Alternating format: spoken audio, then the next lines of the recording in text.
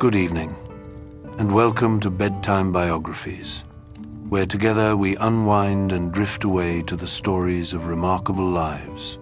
Before we begin, if soothing history helps you unwind, please like and subscribe. It makes a big difference in helping other sleepless souls find our channel. Oh, and which remarkable figure would you like us to tackle next? Let us know in the comments below. Tonight, we explore the life of Vladimir Lenin, a revolutionary who reshaped the 20th century.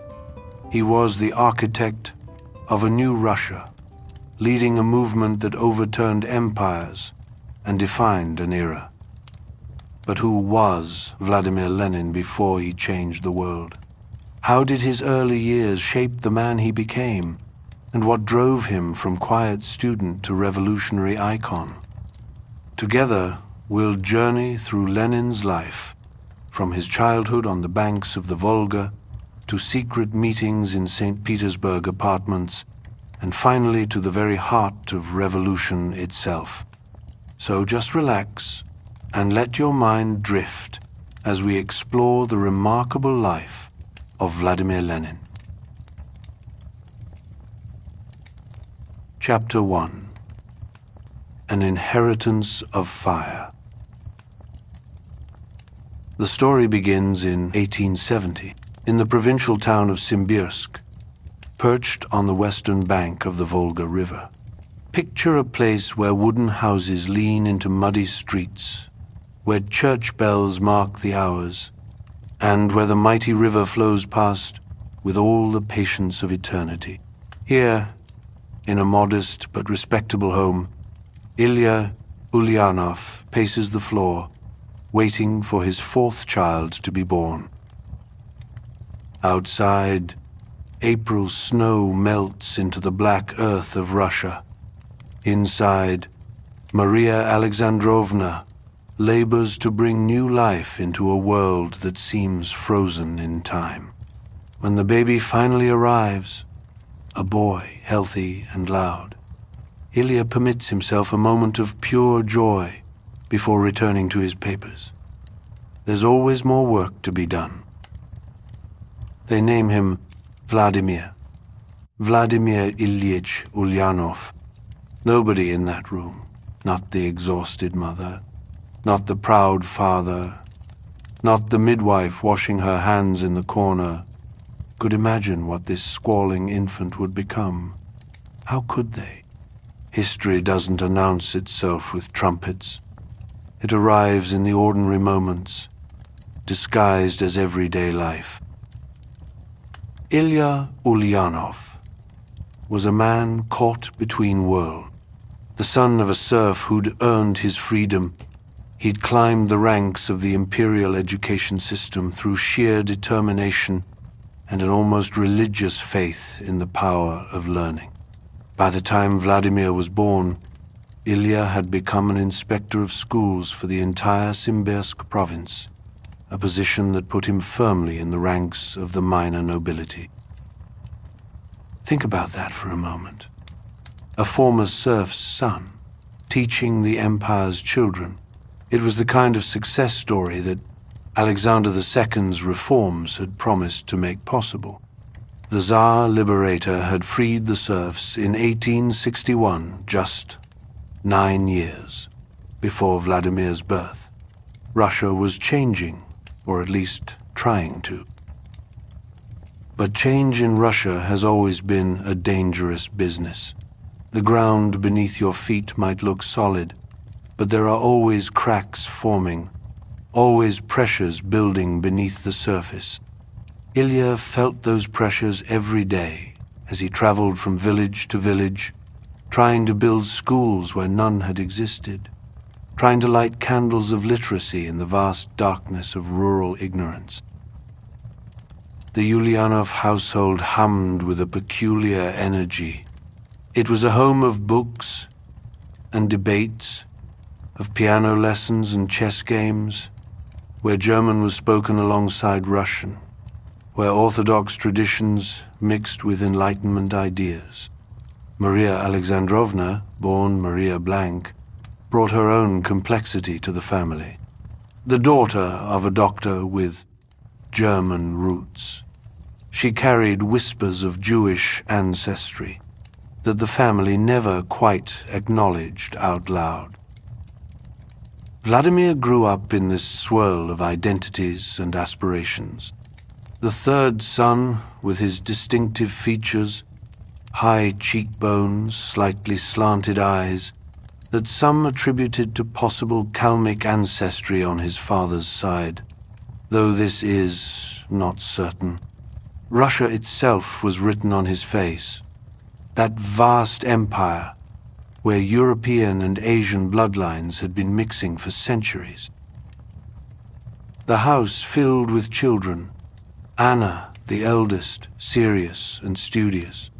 Alexander, Sasha to the family, brilliant and brooding. Vladimir, quick and competitive. Then Olga, Dmitri, and finally little Maria. 6 children climbing over each other, arguing over toys and books while their father worked late into the night, planning new schools for peasant children who'd never held a pencil.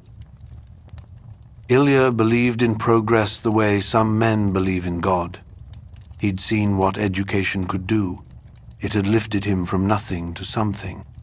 Every school he opened was a small revolution, a tiny crack in the ancient walls of Russian backwardness. He worked himself to exhaustion, traveling in all weather, battling bureaucracy and local indifference, coming home with muddy boots and stories of villages where children learned their letters by candlelight. But by the late 1870s, the wind was changing. Alexander II, the Tsar who'd freed the serfs, was growing nervous. Revolutionary groups were sprouting like mushrooms after rain. Young people with wild eyes and foreign books talked about overthrowing everything. In March of 1881, when Vladimir was not quite 11, a bomb thrown by revolutionaries finally found its mark. The Tsar Liberator died in a St. Petersburg street, his legs shattered, his reforms dying with him. Alexander III came to the throne with a simple message. Enough. Enough reform. Enough progress. Enough dangerous ideas. The new Tsar believed in orthodoxy, autocracy, and nationality, the old triple formula of Russian power. Schools that taught peasants to think were suddenly viewed with suspicion. Inspectors like Ilya Ulyanov found their work increasingly difficult, their ideals increasingly dangerous. Vladimir watched his father grow grayer, more tired, more frustrated. The schools Ilya had worked so hard to build were being strangled by new regulations, new restrictions. Progress, it seemed, had been a temporary illusion.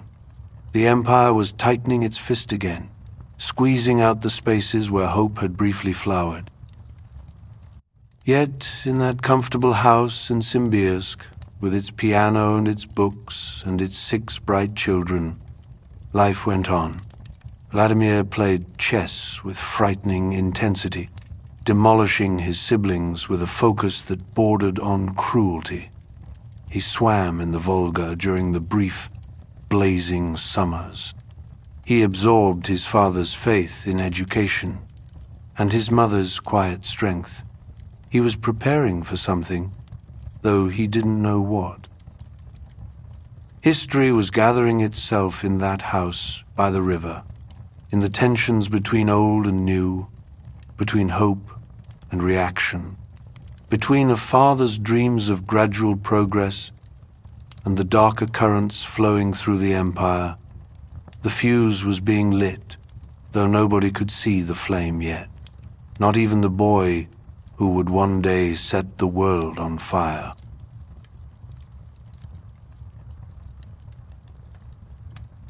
Chapter 2. The Brother's Ghost. January 1886. Vladimir was 15, home from gymnasium for the winter holidays. The house smelled of beeswax and boiled cabbage. Outside, Simbirsk lay buried under 3 feet of snow. Inside, something was wrong with Sasha. Alexander Ulyanov had always been the quiet one, the brilliant one, the one who could lose himself for hours in a book about earthworms or chemical reactions. Now home from St. Petersburg University, he moved through the house like a sleepwalker. He'd sit at the piano but wouldn't play. He'd pick up his old microscope but wouldn't look through it. Their father, Ilya, was dying. Everyone knew it, but nobody said it. The years of traveling in open sleighs through blizzards, the endless battles with bureaucrats, the crushing